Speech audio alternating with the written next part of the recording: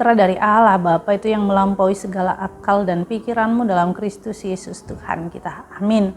Umat yang dikasihi dalam nama Yesus Kristus, kita pasti tidak lupa cerita tentang Goliat dan Daud, yang dimana Daud menang melawan Goliat. Tentu kita akan belajar dari renungan hari ini tentang sejarah awal mulanya Daud maju ke medan perang.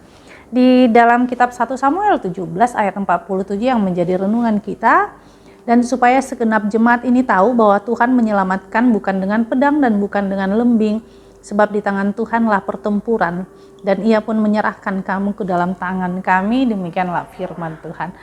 Di dalam nats ini adalah bagaimana orang Israel melawan Filistin. Tentu Isai mempunyai anak 7 orang. Ketika itu mereka mempunyai abang-abangnya sudah berperang. Isai menyuruh Daud untuk pergi melihat abangnya apakah masih hidup dan tidak. Kemudian saat itu Daud melihat keadaan dan orang-orang sudah ketakutan, orang Israel. Kemudian dia bilang kepada abangnya, dia mau maju ke medan perang. Bagaimana mungkin, kau kan kecil untuk berperang. Saya kan sudah bisa, saya seorang gembala, bisa melawan singa dan yang lainnya. Kemudian dia disampaikan kepada Saul, sang raja. Sang raja memakaikan alat perlengkapan perang, tetapi Daud tidak nyaman dengan alat-alatnya, pakaiannya dan yang lainnya.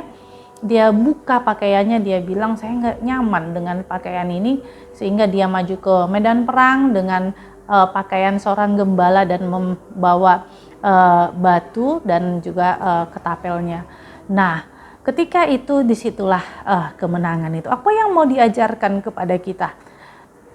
Kitab sejarah ini Samuel mau mengatakan kepada kita, kita tidak harus seperti orang lain untuk mengalahkan orang lain atau mengalahkan musuh, tetapi meningkatkan iman, meningkatkan hubungan kita kepada Tuhan, memberikan kepada kita kekuatan bahwa kita bisa, kita harus bangkit.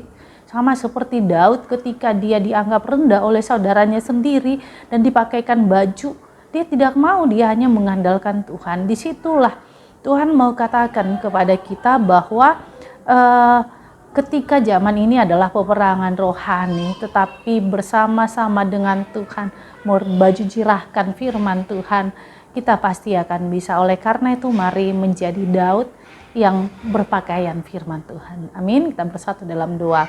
Terima kasih Tuhan Yesus buat anugerah-Mu, biarlah kami semakin mengimani Engkau. Inilah doa kami dalam nama Yesus Kristus, kami berdoa padamu. Amin. Anugerah Tuhan kita Yesus Kristus dan kasih Allah dan persekutuan Roh Kudus itulah yang menyertai kita. Amin.